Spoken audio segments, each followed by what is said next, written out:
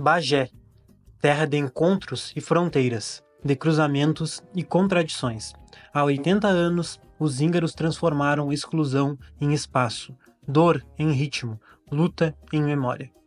Mais que um clube, um farol que ilumina a coragem de reescrever nossa própria história, enfrentando o preconceito e a segregação. Resistir, por aqui, virou rotina. Então, meu nome é Thiago Rosa da Silva, tenho 36 anos, sou formado em História pela Unipampa. Em 2015 me formei, 16 ingressei no mestrado na FUPEL, concluí em 2018, né? E desde que eu entrei na graduação eu pesquiso as questões e temas relativos às populações negras, né? Diáspora africana, escravidão, pós-abolição. E desde 2016, 17 mais ou menos, que eu pesquiso os clubes sociais negros aqui em Bagé, imprensa, o carnaval também. E os Íngaros é um dos clubes no qual faz parte da minha trajetória de pesquisa, né? Não só da pesquisa, mas de vivência. Tem a questão familiar também, afetiva, assim, que me fez pesquisar os Íngaros. E também outros clubes sociais que existiram em Bagé. Atualmente estou professor do Estado, né, na Carlos Clube, e no curso de Pedagogia, Assistência Social e História AD da Unicamp também. Tu poderia falar pra gente um pouquinho como que os Íngaros entrou na tua vida, pessoalmente, antes de a gente entrar na questão da pesquisa? O que foi os Íngaros na tua vida? Desde a criança, assim, eu e meus irmãos, a gente escuta nossos pais, tanto a minha mãe como meu pai, falaram das festas, né, dos Íngaros, que eles eram sócios dos anos 60, antes deles irem morar em Porto Alegre. Então eu me criei escutando questões tipo, os bailes, os Íngaros, sempre a referência de festa era os Íngaros, assim. E foi me despertando interesse desde criança, assim, né, que eu achava interessante. O pai sempre contava as histórias parecidas das danças, das mulheres, dos cabelos, enfim, tirar pra dançar, enfim, coisas mais voltadas pra comédia, assim, coisas mais engraçadas. Só que me despertava interesse, começou a me despertar mais interesse posterior foi a questão de por que um clube só para negro, né? Tipo, meu pai falava isso, os negros não podiam entrar pessoas brancas na minha época e tal. Era um clube de negrão, era um clube dos morenos, das pessoas de cor. Então, desde pequeno, assim, me criei escutando, ouvindo falar dos íngaros e o que posteriormente me levou a despertar um interesse mais acadêmico, assim, já que eu estava já imerso nessa questão das relações raciais. Os Íngaros surgem nos anos 30 como um bloco, né? Um bloco de carnaval, assim, junto com outras entidades negras que existiam na época, umas 10 mais ou menos. E a cidade de Bagé era extremamente racializada. Quando eu falo extremamente racializada é porque existiam espaços onde as populações negras ocupavam e racializavam esses espaços, né? E espaços onde as populações brancas também ocupavam e racializavam, mas a cidade ela era dividida racialmente. Embora não existissem leis de segregação racial, que nem existiam nos Estados Unidos, tipo, na Jim Crow, né? Negros numa calçada, bebedores separados e tal, previsto em lei. No Brasil, a segregação ela era cultural, social, era aceita pela população negra. Então, Bagé era uma cidade extremamente racializada, racista, e a população negra se viu obrigado a construir seus próprios espaços, né? Porque eles já, em alguns estabelecimentos comerciais, não tinham acesso, em alguns cinemas da época também não tinham acesso, e era uma característica muito semelhante com outras cidades do estado, tipo Pelotas, Porto Alegre, Rio Grande, cidades aqui da fronteira também, Livramento, Uruguaiana, vivenciaram essas questões raciais. Assim. Então, Bagé era uma cidade assim, bem complicada do ponto de vista racial. Havia muita disputa em torno do significado da raça naquela época. E, geralmente os clubes, os blocos, né, e até alguns clubes, né, vão ser originados do carnaval, entendeu? Ser originários do carnaval. Acontece que existia um carnaval mais voltado para a elite em Bagé, né, que era celebrado dentro do comercial, do caixeiral e outros espaços, inclusive a rua, tá? E, como eu falei, Bagé era uma cidade racializada, a população negra muitas vezes não tinha acesso a ocupar esses espaços do carnaval e acabava criando seus próprios espaços, né, seus próprios ranchos, cordões e blocos. Então, os principais objetivos que não só os Íngaros, mas as outras entidades carnavalescas negras tinham na época, era a motivação principal era pular o carnaval, né, sem se preocupar com amanhã, mas pular o carnaval, ter uma vida cultural assim, enfim, comum que nem outras pessoas da elite tinham, né? E claro que isso aí gerou uma organização, por causa dos Íngaros, né? Surge em 36 como um bloco, cuja motivação principal era pular o carnaval. Só que eles eram extremamente rigorosos, então eles queriam ser bom, melhor do que os clubes da elite, do que os blocos da elite que existiam na época. Então, obviamente que eles eram extremamente rígidos, disciplinados. Eu acho que uma das principais motivações era mostrar para a comunidade bagense que a população negra podia sim fazer um carnaval de excelência. Olha, é muito comum assim na época os clubes, os blocos, assim, enfim, e a comunidade negra ter as suas divisões, né, suas rachas internas, assim, muito comum. Isso aconteceu em muitos lugares do Brasil, não só em Bahia. Mas assim, a motivação real do porquê que houve essa dissidência nós não sabemos. mas pode ser, alguns fatores a gente cogita, né? Algumas possibilidades, por exemplo, disputa em torno da presidência, disputa em torno das lideranças, quem vai ser líder, quem não é, porque de toda, eu falei, toda uma organização, toda uma disciplina. Então algumas pessoas queriam tomar o protagonismo, sim, e às vezes acabava gerando os conflitos internos, né?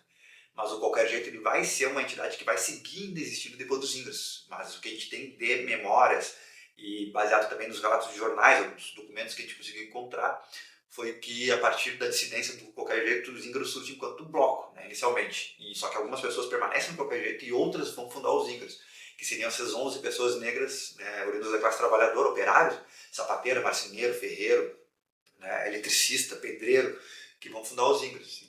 Mas os qualquer jeito ainda seguiu existindo, mas teve uma vida bem efêmera. Assim. Os Zingras que acabou sendo o principal protagonista depois no Carnaval de Rua de Bagé. Olha, eu acho que essa questão geracional é interessante, sim, né? Porque os Zingras teve várias etapas, né? Passou por vários processos. Assim. E uma das questões que eu coloco assim, para essa longevidade, digamos assim, dos Zingras é a própria organização mesmo, que o clube teve durante muito tempo. Né? Inicialmente vai ter lá a presidência de uma maneira mais disciplinada nos 40, nos 50 e tal, né? Uma coisa mais rígida, assim.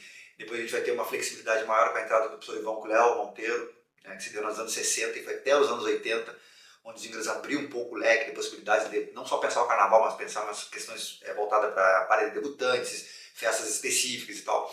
E criou uma escola de samba também, Academia de Samba, os Zingras, né, que ganhou o primeiro carnaval que desfilou. O Ivan Cléo foi na Bahia, trouxe elementos do carnaval da Bahia, trouxe elementos do carnaval do Rio de Janeiro, de São Paulo. Então foi interessante, isso abriu um pouco a possibilidade, o que também gerou conflitos internos, né? Porque naquela época, novidades, assim, a galera não gostava muito, digamos assim. Tinha uma velha guarda por trás dos Zingras que era meio relutante. Tá, então, e depois vai ter outro processo, que é anos 80 também, que vai ter digamos que uma decadência dos clubes sociais negros, que aí é geral, né? Não era só em Bagé, era no Rio Grande do Sul, no Brasil. Isso está ligado também à questão da inflação da época, a gente está falando de um período de redemocratização do Brasil, os preços tudo muito caro, ninguém tinha dinheiro para comprar comida, digamos assim, sabe? Pensando principalmente a classe trabalhadora, né? Então, mas mesmo assim, durante todos esses processos, assim, os Zingras conseguiu ainda se manter, digamos assim, não fechar as portas devido, para mim, à organização das pessoas que estavam por trás ali da presidência, dos cargos diretivos e tal, do clube, né? Que não deixaram o clube morrer, porque teve tudo para morrer. Vários clubes que são co-irmãos dos Zingras fecharam essas portas. Os Zingras acabou se mantendo ali, vivo para mim devido a uma organização e a comunidade que também abraçou, né? Hoje em dia a gente tem um grupo de sócios bem específicos, mas os Zingras chegou a ter muitos sócios. Isso atravessou dos 50, 60, 70, 80, 90, 2000 e por aí vai.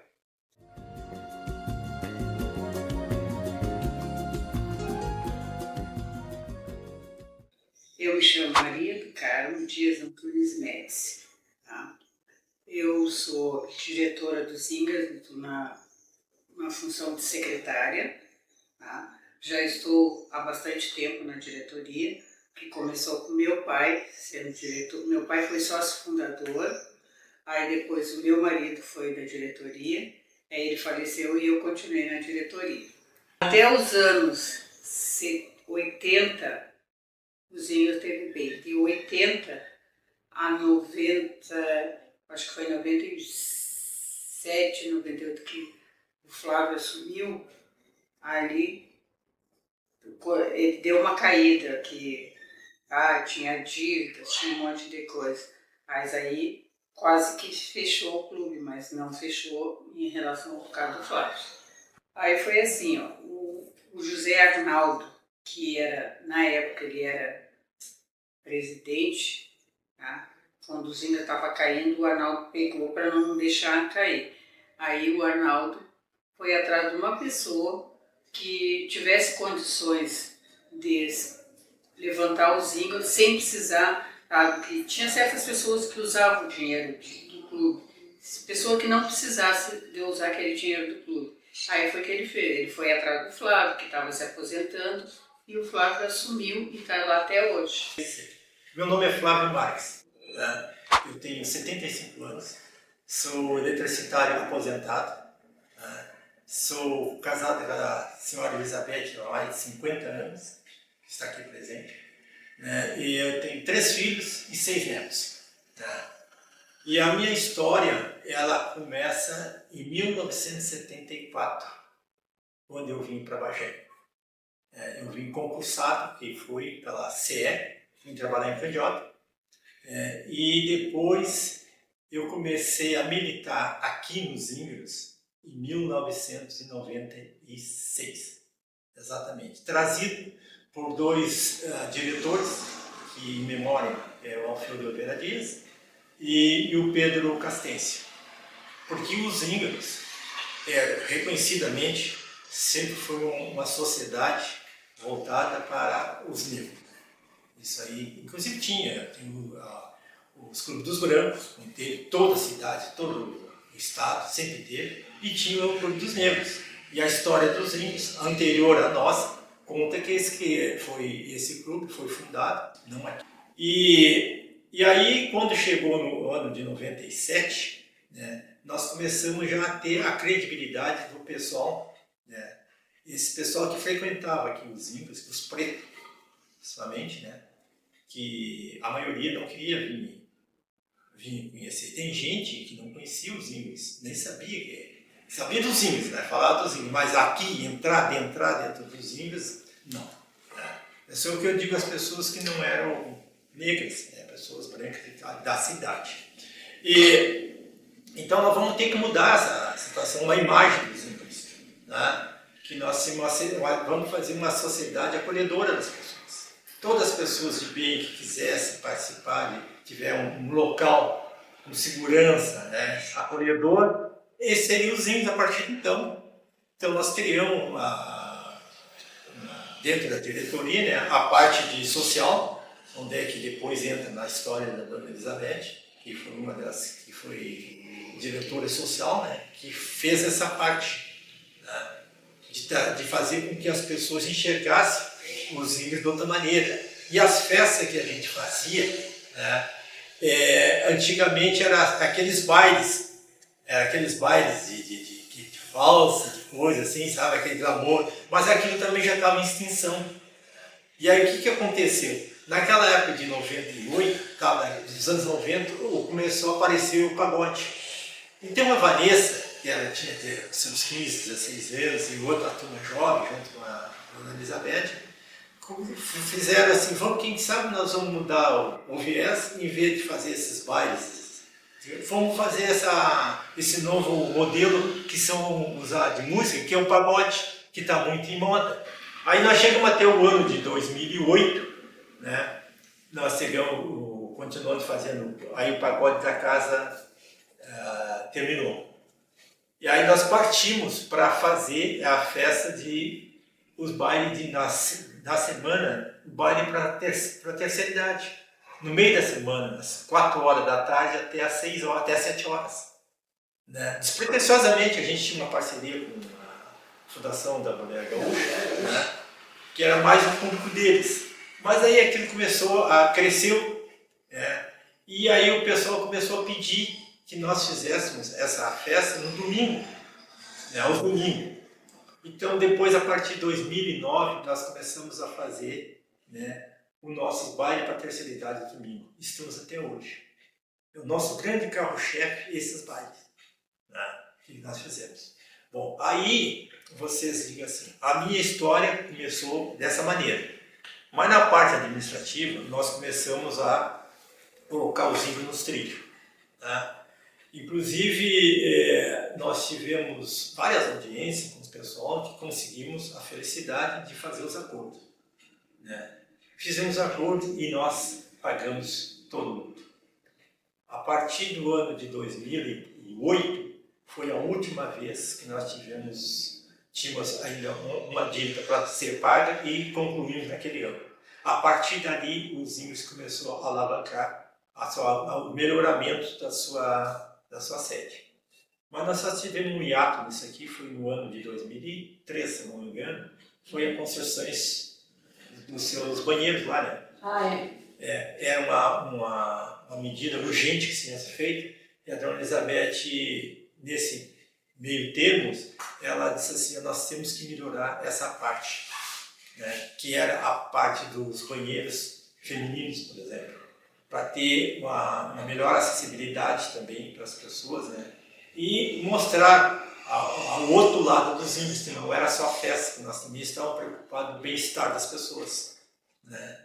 E se vocês depois vão ter a oportunidade de verem, né, até hoje, essa construção assim, de 22 anos, o jeito que está aqui, o jeito que está impecável. É a menina dos olhos dela, é esse banheiro, e nós temos aqui também, em 2010, que fizemos a reforma, temos um banheiro para os cadeirantes também, que nenhum clube tem. Nenhum clube tem isso aqui. Como os índios estavam fechados, eles ficaram off. Né? Por isso que eu digo na rei aqui, né? Porque quando os índios voltou a funcionar, né, as pessoas vieram atrás de um lugar que eles pudessem, o lugar deles, as pessoas pretas, né, que não tinha esse lugar. Né. Houve uma abertura das outras sociedades, do branco aqui, houve essa abertura, mas isso era para muitos poucos. Quem tinha a parte financeira melhor, né, que fosse um funcionário público, um militar, né, preto, que pudesse ascender lá, se associar num clube desse aqui. Mas a maioria não tinha isso aí. Né? Então a gente via muito essa dificuldade e não havia mais um tal de carnaval, né? Que é uma maneira também de divertimento para essa população mais carente como a gente tem. E nós tínhamos, essa população era daqui dos índios. E ficou muito impactado esse período de fechamento dos índios para todo mundo. Impactou para todo mundo. Né?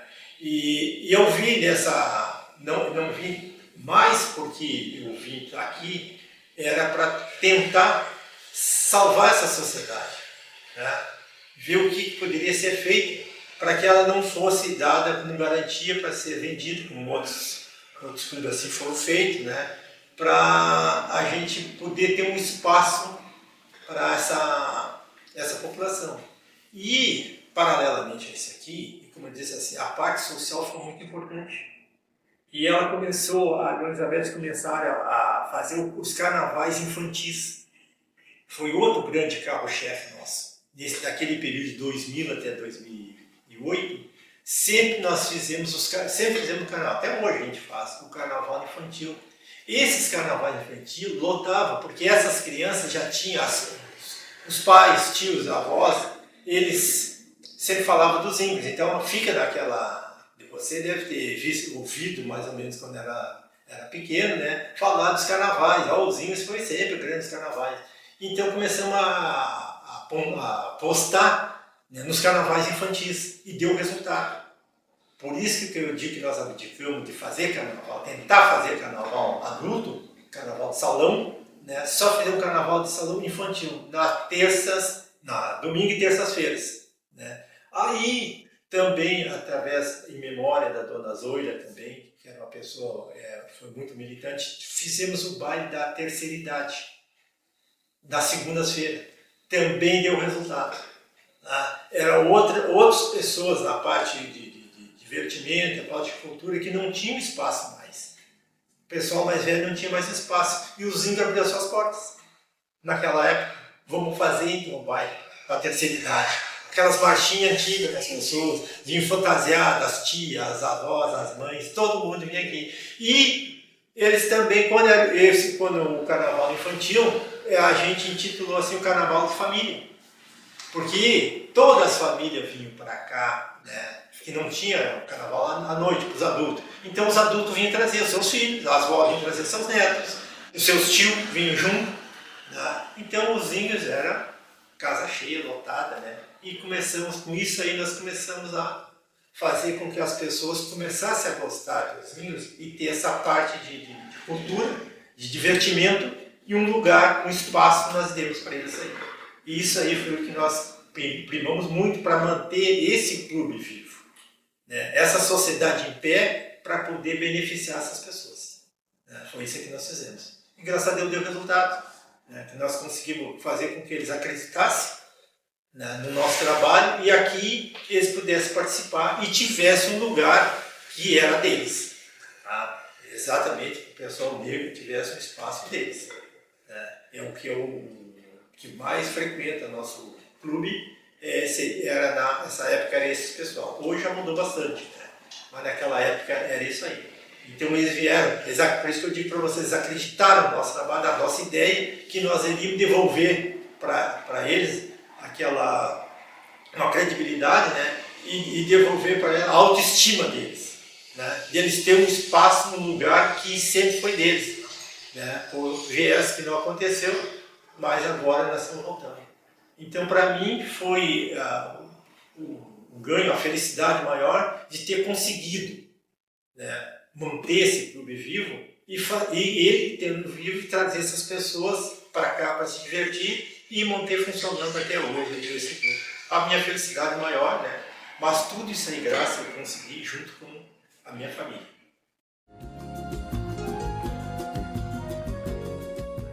Essa questão de eu ser a primeira presidente dos índios e da nossa metade sul aqui, eu acho que também sou a primeira. E a nossa diretoria é formada por uma grande parte de mulheres.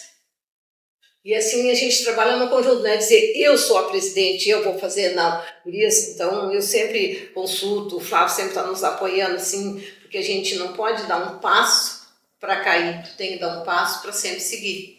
Não vou dizer que não tem tropeço, mas tu tropeça, te levanta e vai, né? Mas o conjunto é que faz a gente trabalhar, gente, vamos fazer tal coisa, vamos. Então, a gente trabalha nesse conjunto para poder dar certo. E a história, assim, ó, se tu tivesse um tempo, assim, de uma semana, de repente tu ia ver a nossa história, assim, que ela passou despercebida para muita gente. Mas, assim, eu acho que para quem tinha que ver, e a gente, são vocês que estão vindo aos índios para ver essa história, né? A nossa diretoria, que já está formada de gente mais jovem, inclusive os nossos netos estão aí. Então, eu acho que foi aquela questão de acreditar no trabalho que tu fez. Eu acredito, assim, que em relação a nós, assim, da diretoria, não houve aquela mudança, mas se tu vê num ângulo maior, lá fora, tu vê que deu uma mudança muito grande em questão, assim, de, eu vou falar com a presidenta dos índios, eu vou atendê-la, eu vou recebê-la. Então, aí a gente vê a diferença disso aí em questão de tu ser a mulher, porque antigamente não, era uma mulher né, não vai fazer nada. Então, assim, uma coisa muito boa que eu vejo, assim, como o Flávio comentou ali, que esses detalhes são todos meus, então quando me recebe assim, o dedo de mulher hoje em dia é delicado, presta atenção nisso, naquilo, naquele outro, e eu acho assim que foi uma aceitação, aqui dentro do clube foi uma aceitação muito boa, foi. Então, isso aí, como eu digo, repito de novo, te dá mais força para te trabalhar, te dá mais força, assim, não para te sair andando, como diz o outro, né? Mas para te poder sentar e pensar assim, bom, o que eu fiz não ficou tudo perfeito, mas a gente está sempre aprendendo e está sempre andando para ver se consegue melhorar aquilo que tu já fez. Olha, assim... Teve tanta coisa assim marcante, mas eu acho que uma das que mais me marcou foi quando o Flávio chegou e disse assim, pagamos a última dívida trabalhista. Aí a gente pôde dormir sossegado. E outra também assim que nos marcou bastante quando foi o retorno da pandemia, porque nós pensamos que nós ia ficar 1 mês, 2 fechado e a gente ficou 2 anos. E o retorno não foi fácil. Não foi fácil mesmo, mas por acreditarem no nosso trabalho, acreditar na gente, o carnaval do retorno da pandemia, nós achávamos assim que nós não ia conseguir botar todo mundo domingo aqui dentro do clube, porque a gente tem um limite, né, de lotação. Divisor de água, cara. Aquele dia foi o divisor de água. A fila dobrou até assim, agora outro que nos dá muito apoio é o Luciano Madeira, da Folha. E ele veio e fez uma foto, assim, era um entardecer, então aquela foto ficou muito linda. Dobrou a esquina aqui do Mercado Público. Aí aquilo me marcou bastante, porque durante a pandemia a gente trabalhou, a gente batalhou de novo. Perdemos muito. Nós perdemos muito. Muita gente. Nós perdemos muitos diretores. As contas chegavam para pagar e tudo estava fechado. Como impactou todo mundo que era dessa área de cultura, vocês sabem muito bem, né?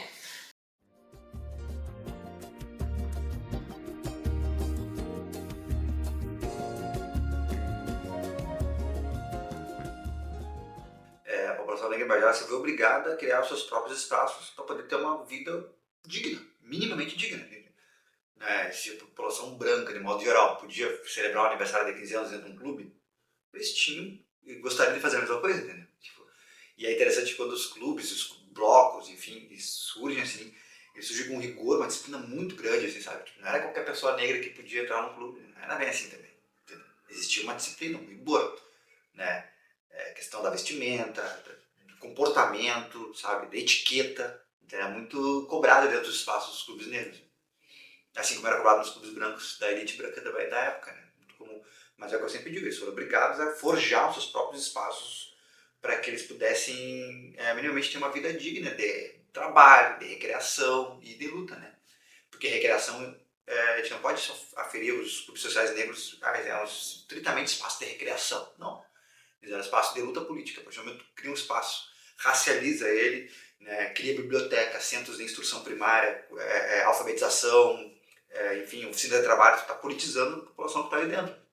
Então os índios também, embora não tenha encontrado registros que denotem muito isso, mas eu encontrei em outros clubes aqui em Bagé, tipo Palmeiras. É muito comum ter biblioteca, departamento cultural, formação política. É muito comum, cara. Então, isso mostra que sim, né? Havia uma tensão racial na cidade muito grande. Assim. Isso aí é atrelado ao passado escravista de Bagé também. A gente não pode esquecer que Bagé foi uma das principais cidades escravistas do Rio Grande do Sul. Pode esquecer isso. Bagé chegou a ter lá para o volta de 1859, 1860, né, do século XIX, quase 35% da população baguense era composta por pessoas escravizadas, cara. Entendeu? Aí tu tinha uma população negra enorme na cidade. Tu tinha formação de quilombos, tu tinha insurreições, tu tinha uma fuga enorme daqui para o Uruguai, pela proximidade da fronteira. Então tu tinha toda uma dinâmica da escravidão em Bagé muito significativa, assim, sabe? Muito significativa. O que atravessou o pós-abolição, chegou no pós-abolição, a população negra, né, teve que se organizar para poder criar os seus próprios espaços para ter uma vida digna, por causa também dessa questão, desse fio, né, que ficou lá da época da escravidão, entendeu? De buscar uma cidadania plena. Então pensar isso, assim, entendeu? Por exemplo, tu vai ter algumas imagens, ó. A imagem da estação ferroviária, a imagem da produção de charque, mas olha aqui, ó. Essa foto para mim é emblemática. Essa foto é de 1928, 29. Olha quem trabalha na produção de charque. Tu não encontra uma pessoa branca. Dá pra gente pensar, né, dá pra gente se permitir, né, fazer essas análises dizendo, olha, final do século XIX, talvez uma população negra tenha vindo com mais força para a cidade de Bagé devido à produção charcadora. Se tu pegar as fotos, cara, deixa eu ver se tem mais alguma que eu posso mostrar. De novo, olha aqui. São varais de charque, ó. Sim. E tu vê, o cara tá paramentado, de gaúcho, aquela coisa toda e tal, crianças, e olha, majoritariamente os trabalhadores são negros. Aí tu vai dizer assim, Bica, tu pode afirmar categoricamente que é isso? Não.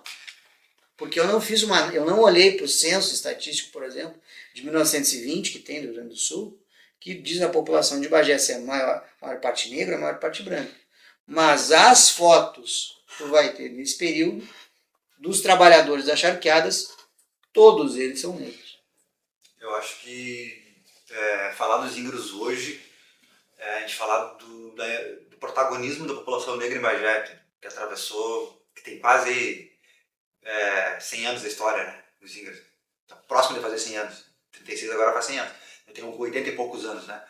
E falar sobre os índios, assim, trazer a memória, né, nossos antepassados, trazer perspectiva de lutas, assim, mostrar que que Bagé teve uma população negra organizada, tá? Conseguiu se organizar de diversas formas possíveis, tanto no futebol, tudo isso dentro do âmbito dos índios, né? O carnaval, no futebol, nas festas temáticas, enfim, conseguiu se organizar para buscar uma vida legal na época em que eles viviam, no qual a segregação racial era muito mais dissimulada, digamos assim, né? Era evidente demais, mas era dissimulada pelo período político que a gente vivia, a ditadura civil-militar no Brasil, ele tentou colocar o Brasil como um país da democracia racial, enfim, então as pessoas que naquela época a gente não tinha acesso às mídias que a gente tem hoje, né? Que as denúncias aparecem de uma maneira muito mais viva pra gente e tal. Então falar dos índios é falar sim do espaço de memória, do espaço de resistência, do espaço de luta política, de afirmação de uma identidade racial negra positiva, tudo isso, sabe? E para as novas gerações eu acho que é fundamental que eles conheçam a história dos índios. E dos Zingers e todos os clubes que existiram em Bagé, mas focando nos Zingers porque é o único clube que está vivo ainda hoje, né? Está existindo, está lá. Não, acabou não sucumbindo, que nem muitos clubes co-irmãos acabaram sucumbindo, infelizmente, por questão do tempo. Né? E embora o Zingers teve na iminência de fechar, acabou, graças a Deus, não fechando. Então eu acho que a juventude atual precisa saber da história de luta que os Zingers atravessou, precisa saber quem são os principais protagonistas, precisa saber o porquê da existência de um clube social negro numa cidade que nem Bagé, né? Por que existe esse clube social negro e a relação que os Zingers têm com os demais clubes, enfim. Eu acho que é salvaguardar uma memória, né? Não deixar que a memória da população negra, da resistência da população negra bagense morra, entendeu? Acho que o principal legado dos Zingers é esse, sabe? E seguir ativo assim é fundamental. Né? Futuramente talvez criar uma biblioteca lá dentro, um espaço cultural, para que a juventude consiga ocupar aquele espaço de uma maneira muito mais, para além das festas, né? Para se afirmar, para construir coletivos de luta, de grupos de estudo, debates, enfim. Acho que é isso. Não, eu vejo hoje assim a importância da juventude para nós aqui no Clube Os Índios, que antigamente a juventude tinha vergonha de dizer: onde é que tu vai para os Índios? Eu sei porque eu trabalhava na escola e nós tinha, aí depois que a gente começou fazendo show, a gente tinha uma grande maioria de alunos que vinha lá, era preto, era branco. Eles vinham aqui, mas o preto, geralmente, ele tinha... Onde é que tu vai? Ah, nos Índios. Agora? Onde é que tu vai? Ah, eu vou nos Índios. Tu abre o Face aí, as pessoas elogiando a festa, a organização, a educação, a segurança. Então eu vejo assim, a juventude hoje em dia, eles não têm mais vergonha de dizer que eles vêm aqui. E assim, ó, então isso é muito bom, as portas estarem abertas e tu vê eles entrando na saída agradecendo, dizendo: ai, que festa maravilhosa. Então eu acho que isso aí foi um ponto muito positivo para nós, que nós conseguimos trazer a juventude. E então eu acho que, como é que eu vou te colocar, assim, não teria um momento melhor para a juventude vir e apreciar nossas festas no clube.